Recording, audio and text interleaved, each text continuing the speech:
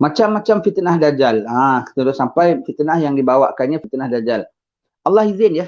Allah izin dia punya pintar macam-macam. Allah izin dia pakai macam-macam prasarana dalam alam semesta. Allah Ta'ala izin. Dia pakai alat. Allah izin. Dia bikin peluru. Allah izin. Dia bikin udara. Dia kontrol. Allah izin. Langit bumi dia kontrol. Allah izin. Hujan dia kontrol. Allah izin. Malaikat pun dia pakai. Malaikat pun dia make use. Dia gunakan malaikat untuk perdayakan kita pun Allah Ta'ala izin. Zaman dah akhir. Sebagai satu janji Allah Ta'ala kepada Iblis yang mana dia akan dipanjangkan umur sampai yaumil qiyamah, dan Allah Ta'ala izin untuk disesatkan umat anak-anak Nabi Adam alaihissalam. Dan sebagai ujian bagi orang-orang mukmin, dah kau beriman ke tidak dengan apa yang dicakap oleh Nabi Mu sallallahu alaihi wasallam, maka dia izin, dia pakai segala prasarana. Tempat dia ada hujan, tempat kita tak ada hujan. Tempat dia boleh turun hujan, tempat fulan diturunkan lebih banyak hujan, tempat dia boleh selamat daripada hujan. Semua tu dia boleh izin semua. Allah Ta'ala izinkan mereka boleh ada teknologi untuk bikin dan kontrol cuaca ini semua tu, alam semesta. Tapi tanpa dia sedar, dia sendiri masuk di bawah program Allah Ta'ala. Dajjal telah diberi peluang oleh Allah Ta'ala untuk menguji umat ini. Oleh kerana itu, Allah Ta'ala memberikan kepadanya beberapa kemampuan yang luar biasa. Luar biasa ya, sampai orang boleh nampak macam dalam tangan kanan dia ada syurga, tangan kiri dia ada neraka. Dia boleh capai matahari. Sampai dia boleh mengaku diri dia sebagai Tuhan. Na'udzubillah min zalik. Dia boleh hidupkan orang mati. Dia boleh hidupkan orang mati. Orang dah mati hidupkan. Sebetulnya belum mati, dan itu pun tidak sama ada belum mati maka dihidupkan balik, ataupun memang sudah mati tapi tak hidup balik. Hanya perdayaannya sahaja ya. Di antaranya ialah segala kesenangan hidup akan ada bersama dengannya, dan benda-benda beku akan mematuhinya. Semua akan patuh sama dia pada zaman dia. Sementara dia pun ditipu oleh benda-benda beku. Apabila sampai waktunya nanti, batu pun, tembok pun akan bilang, wahai mukmin, di belakang ada Yahudi. Di belakang ada kufar. Begitu ya. Itu semua tu perdayaan. Sebab segala benda-benda beku makhluk Allah.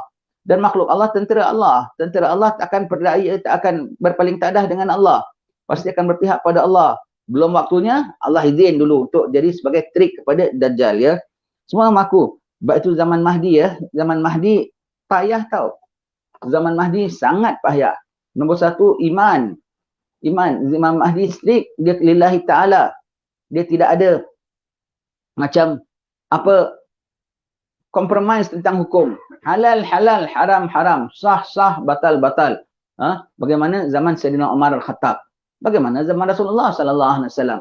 Sekarang zaman dah akhir, maka digulung balik, dah keluar Imam Mahdi, kembalikan semua ke Mahdi sebagaimana diset balik semula, sebagai dia reset balik semula oleh Imam Mahdi, kembali sebagaimana asal Imam Mahdi. Strict satu.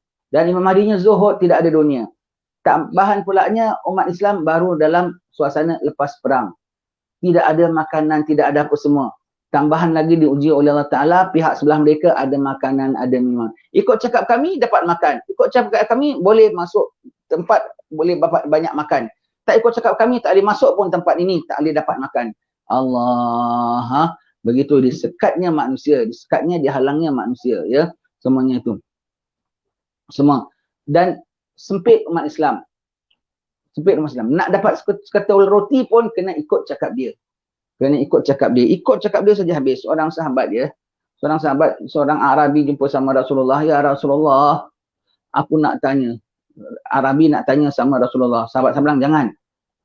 Rasulullah nampak tengah macam tidak begitu ceria. Nanti takut Rasulullah jadi marah ke apa. Tengok wajah Rasulullah tengah tak happy. Si Arabi ni bilang, tak apa, aku akan tanya Rasulullah, kau tengok. Nanti Rasulullah mesti ketawa. Dia nak tanya. Tapi dia tanya bukan tanya gurau tau. Tanya dia tu tanya betul hakikat. Dia tanya, ya Rasulullah, apa pendapat Rasulullah? Nanti akhir zaman, kalau aku lapar sangat, kan tak boleh ambil makanan daripada Dajjal kan? Tapi aku dah lapar sangat, pada aku mati tak makan, aku makan makanan dia kenyang-kenyang, aku ambil roti dia. Lepas tu aku bilang, aku tak beriman dengan kau.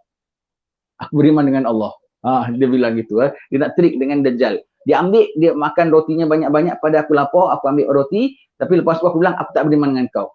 Boleh tak? Tak kasih. Nabi tak kasih. Nabi bilang, jangan makan makanan dia walau sedikit sekalipun. Yang mengenyangkan kau ialah Allah akan mengenyangkan kau sebagaimana Allah kenyangkan orang-orang mukmin. Bermakna tak boleh. Dengan niat tak nak beriman dengan dia pun tak boleh ambil. Pasti akan jadi terberiman dengan dia. terikut dengan dia, akan terpesong dengan dia. Tak boleh. Dia bilang, habis pada aku lapar, tengok ya, orang Badui zaman Nabi dah prepare kot zaman Dajjal kot lapar macam mana. Boleh tak pada aku mati lapar, aku ambil makanan dia, aku dah kenyang, makan kenyang, aku bilang aku tak beriman dengan kau lah. Tak boleh. Tak boleh dari sudut jangan. Tak boleh dari sudut kau tak akan boleh mengatakan aku masih beriman dengan Allah sekali kau dah makan makanan dia. Jangan makan makanan dia walau sedikit sekalipun. Jangan ambil tawaran dia. Yang mencukupkan kau, mengenyangkan kau ialah Allah, sebagaimana Allah Ta'ala kenyangkan dan cukupkan orang-orang mukmin. Ya, begitu ya. Dan pihak mereka macam-macam mereka ada. Bila ini semua ya, kena buka mata dari sekarang. Jangankan zaman sekarang belum ada semua. Tengok mata dari sekarang. Tengok dalam sekarang, tengok siapa dalam masyarakat, dalam kehidupan dunia, siapa menghalang, siapa dapat, siapa tak dapat. Apa saja kau tengok.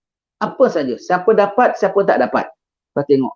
Asal ada, kita tengok ada ciri-ciri macam dia tu saja, na'udzubillah, jangan sampai dalam program kedajjalan. Dia punya program dia, fitnah dia sudah ada sejak zaman Nabi Adam AS sudah ingatkan umat terhadap fitnah Dajjal. Maka jangan pada zaman kita rasa masih sepi lagi, masih jauh lagi. Tak, sudah ada. Iblis sudah ada sejak zaman sebelum Nabi Adam lagi, dia sudah ada. Programnya sudah ada sejak pada zaman Nabi Adam, dia dah mulai lancarkan dia punya gangguan terhadap umat manusia. Apalagi keluar umat manusia di kalangan anak Adam daripada umat Nabi Muhammad. Maka programnya semua dia dilepaskan. Nak selamatkan macam mana? Jangan buat maksiat.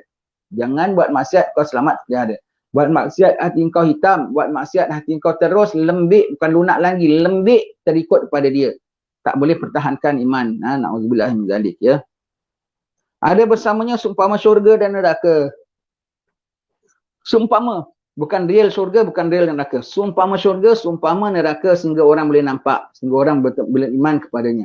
Kalau yang benar-benar akan tahu yang nama syurga tu macam mana. Macam mana yang neraka tu macam mana. Syurga ialah macam mana kau bayangkan cantik macam mana, takkan boleh terbayang oleh otakmu pun. Bukan yang tak boleh terpandang oleh matamu, terbayang pun tidak. Jadi kalau kita dah ternampak, ini namanya syurga, namanya confirm bukan syurga. Takkan boleh, jangan kata ternampak, terbayang pun tidak. Jadi kalau sampai dah boleh ternampak, ini namanya syurga. Kalau dah boleh nampak, ini namanya bukan syurga. Namanya bukan syurga. Sebab yang nama syurga jangan kata nampak, terbayang pun tak boleh terbayang.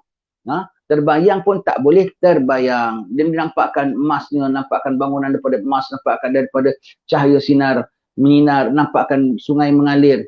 Itu entah mana-mana punya negeri punya gambaran, entah Venezuela ke mana, kan ada kan sungai juga akan diambilkan gambar, dia bilang kau syurga. Pasal kau tak belajar bab syurga tu macam mana kau, oh ya, ya. Dia tunjukkan kau neraka, itu bukan neraka, entah dapur Anglo mana ke apa, tengah bakar api, diambilkan gambar, dia tunjukkan kau. Kau ingatkan itu adalah neraka. Neraka sebetulnya jauh lebih dahsyat daripada itu.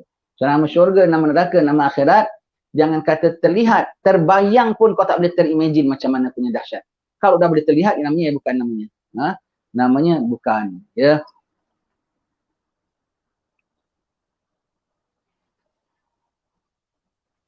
Kecepatan perjalanannya dan negeri-negeri yang tidak dapat dimasukinya. Cepat perjalanannya. Dia boleh ke sana kemari dengan cepat. Dia sekarang ada plane, ada apa semua. Dan dia ada pakai sihir. Dia pakai bantuan daripada jin. Kan kita sudah bincang. Dajjal ni ada khilaf. Ada mengatakan dia memang bangsa Yahudi, confirm. Bangsa Yahudi confirm. Ada pula mengatakan dia kacaukan antara Yahudi dengan jin. Manusia kan boleh kahwin dengan jin. Puteri Balqis kan kacaukan penanakan jin dengan manusia, Puteri Balqis. Ada mengatakan Dajjal adalah gitu daripada jin kufar punya. Sebab itu dia boleh dapat bantuan daripada paman-paman dia. Begitu ya.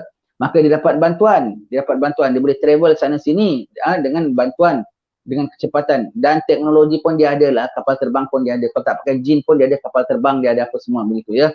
Dajjal semua kecepatan dia. Dan negeri-negeri yang dia masuki dan negeri-negeri yang dia tidak masuki.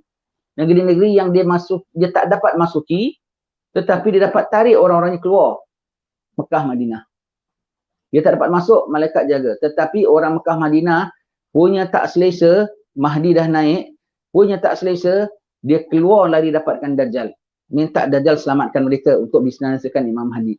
Buat Nabi SAW, hari Mekah, Madinah memuntahkan orang-orang munafiknya. Gempa. Sama ada gempa betul ataupun gempa jiwa mereka kerana tak selesa bawah Mahdi. Keluar dapatkan Dajjal. Hadramaut, dia masuk tapi orang Hadramaut reject dia. Orang Hadramaut reject dia, orang Hadramaut reject dia. Jadi mana bagus? Kita duduk Muar, duduk Batu Pahat. Muar, Samsing tak masuk. Tapi taruh orang Muar mendapatkan Samsing. Contohlah, orang Muar tak ada lain, contoh saja ya. Duduk Batu Pahat, Samsing masuk Batu Pahat. Tapi orang Batu Pahat berpencak dengan Samsing. Samsing tak boleh pengaruh. Kalau itu duduk Batu Pahat lah, lebih selamat ya. Duduk Batu Pahat lebih selamat begitu ya. Kalau nak duduk Muar, pastikan kau jadi orang Muar yang tak keluar. Ada orang Muar yang tak keluar, yang tulen-tulen tak keluar. Contoh begitu ya. Sebab itu orang-orang Wahabi ni dia sombong, dia angkuh. Macam mana pun kau tengok, Dajjal tempat kami pun tak masuk. Jadi dia ingat dia bikin apa-apa pun tak mazhab fitnah Dajjal. Sebab Dajjal tak masuk. Dajjal tak masuk, tapi kau bawa masuk agenda Dajjal dalam Mekah dan Madinah. Kau masuk fikrah dia. Dan kau akan keluar dapatkan dia. Tak kau bikin night club di Riyadh sekarang. Batu Pahat ni pun tak ada night club lah. Di sana pun ada night club apa semua tu. Diundang segala agenda Dajjal diundang ke sana ya. Setakat tak dalam Mekah Madinahnya saja, tapi kelilingnya dan macam-macam dia bikin. Kehidupan orang sana jelek tau. Kalau kita campur gaul dengan orang sana tu, dia tak semuanya lah ya. Tapi yang kita rasa, kok ada orang kayak gini di Mekah Madinah ya. Kita di sini kalau dengar orang ada kayak gitu sahaja punya kehidupan lifestyle, kita dah bilang, selisih lah, barang jauhkan lah. Di sini tau, kalau di KL, di Singapura ada yang begitu, kita dah bilang, selisih lah. Di Singapura, di KL pun banyak orang yang saleh-saleh pun ada juga ya. Di sana kok ada orang yang dia punya wild, dia punya dalam kehidupan, dalam rumah dia tau. Dia punya wild dia, lebih wild daripada macam kehidupan dia, tak ubah macam kehidupan orang putih yang kita dengar. Nak bikin apa, membujur lalu melintang patah. Nama saja masih Arab. Nama saja tempat mereka dekat dengan Mekah Madinah. Yang ada dalam Mekah Madinah mereka macam-macam kerana. Kita tahu cerita mereka semua tu. Nanti semua tu takkan selesa di bawah Sayyidina Imam Mahdi. Akan keluar dapatkan Dajjal ya. Syukur kita orang Melayu ya. Ingat ya. Yang nama iman ya. Yang nama iman tu walau di mana pun Allah Ta'ala letakkan kita, kalau ada iman ya. Tak mesti duduk di Mekah Madinah. Tak mesti duduk di Hadramaut ya. Walau di Batu Pahat, walau di Johor, walau di Pahang, walau di mana sekalipun kau jaga iman kau selamat. InsyaAllah. Kalau kau tak jaga iman kau duduk di Hadramaut pun tak baguslah. Kalau kau tak jaga iman kau duduk di Mekah Madinah pun, kau boleh buat macam-macam onar dalam Mekah dan Madinah. Perkataan malaikat yang disalahartikan. Malaikat pun dipakai. Malaikat nanti ada malaikat. Dia bikin satu benda, bikin bukan-bukan. Kemudian dua malaikat berdialog, cakap mengenai dia. Ketika malaikat berdialog, dia minta izin Allah Ta'ala. Dia boleh dengar cakap malaikat. Dia boleh dengar cakap malaikat. Ya Allah, aku izinkan manusia dengar cakap malaikat ini. Maka ketika malaikat yang pertama yang bilang, dia ni tak betul. Manusia tak dengar. Malaikat kedua mengatakan, benar engkau. Manusia dengar. Jadi ketika malaikat kedua mengatakan, benar engkau, manusia akan dengar, manusia akan sangka malaikat tu mengatakan dia benar. Malaikat yang pertama bilang, dia tak betul. Manusia tak dengar. Malaikat kedua kasih komen, benar engkau. Dia maksud benar engkau tu kawan dia. Tetapi ketika yang pertama, dia blok. Ketika yang kedua, kita dengar. Maka kita bilang, kalau dah malaikat pun boleh mengatakan benar engkau, maknanya betul lah dia. Siapa yang boleh dengar cakap malaikat? Orang-orang awam kah? Wali-wali. Wali-wali pun diperdaya gunakan malaikat. Wali-wali pun orang salih pun diperdaya digunakan pada malaikat. Untuk dengan malaikat punya dialog, dia pick up macam sekarang lah, segala WhatsApp, segala internet, segala YouTube, kan boleh potong. Keluar gambar separuh, kau ingatkan gambar cerita ini. Keluar gambar separuh, begini. Rupanya babak ini diambil setengah saja. Dia bikin perdayaan. Jadi malaikat pun dibikin macam filem dia. Dia bikin filem dia, camera trick dia. Dia pasang camera trick, audio trick. Malaikat audio visual trick dipasangkan pada malaikat. Jadi kita sangka malaikat tu support dia. Padahal malaikat mana support dia ya. Begitu ya. Dajjal. Allah izin. Sampai malaikat pun Allah izin ujian akhir zaman ya. Kenapa Allah izin ya? Nombor satu, dah janji Allah Ta'ala untuk uji kita. Satu lagi, janji Allah Ta'ala untuk izinkan dia Iblis dan kuncu-kuncunya sampai akhir zaman. Satu lagi, Allah Ta'ala izin untuk perdayakan dia. Satu lagi, Allah izin tak ada rahmat Allah Ta'ala. Dia pun makhluk Allah. Jadi dia tak boleh bilang, ya Allah, ya amin akhir. Nanti dia bilang, ya Allah, aku minta engkau tak beri, aku beri. Tapi engkau minta benda bukan-bukan. Maka kau buat benda bukan-bukan, kan kau dapat bukan-bukan. Begitu ya. Sebab dia makhluk Allah Ta'ala. Ya Allah, tengok umat-umat Islam dapat ini, dapat ini, dapat ini. Kami dapat apa? Kau pun dapat apa kau minta. Malaikat pun kau minta, pakai kita kami beri. Hujan pun kami beri. Kemewahan pun kami beri. Dan kau minta semua kami beri, jangan bilang kami tak beri. Sebab dia makhluk Allah Ta'ala juga.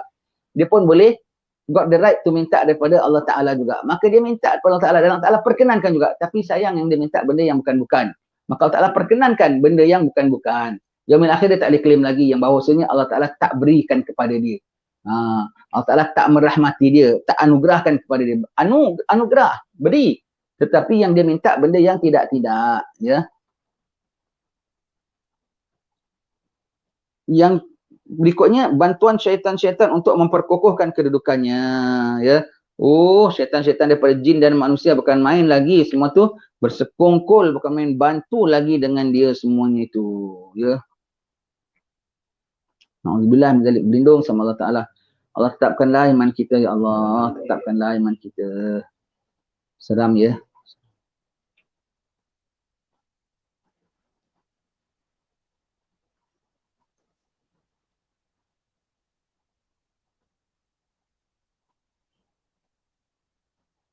Malaikat, dia tak boleh perdaya malaikat. Tapi dia menggunakan malaikat.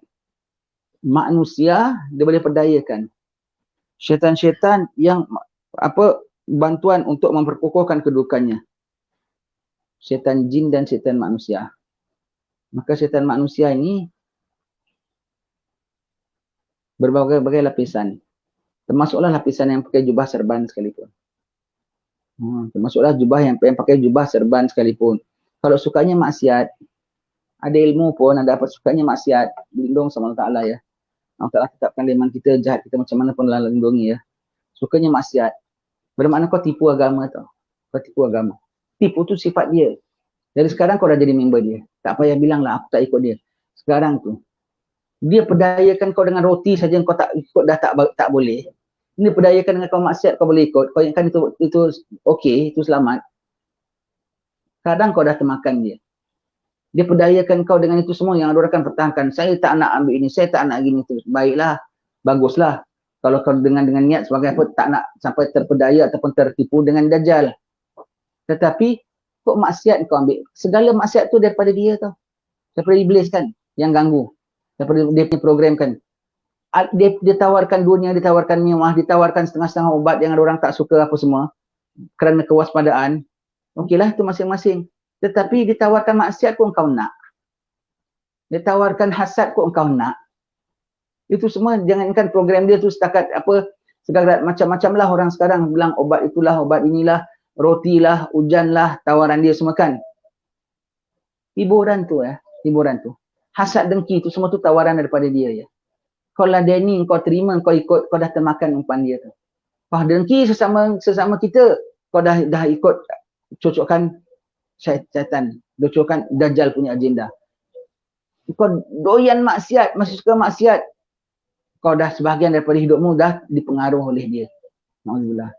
Kau sembahyang tidak apa on off, kau dah terikut dia.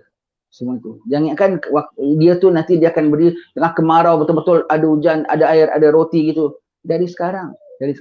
Setakat roti saja Rasulullah tak kasih ambil sedikit daripada dia. Maksiat boleh ambil ke? Dosa boleh ambil ke? Jangan anggap enteng maksiat kita.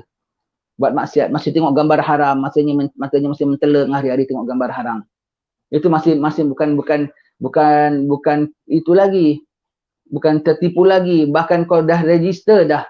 Na'udzubillah min zalik. Lindung sama Allah Ta'ala.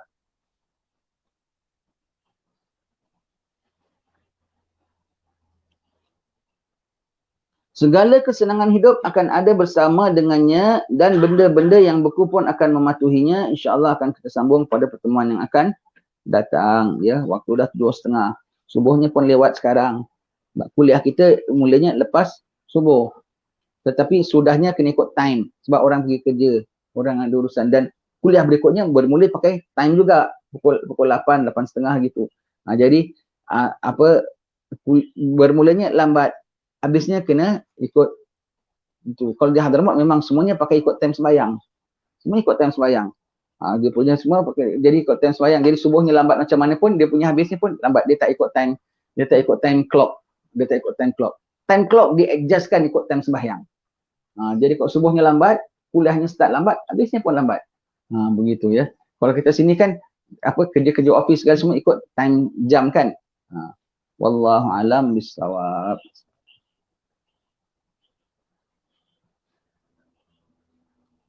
Alhamdulillah rabbil alamin.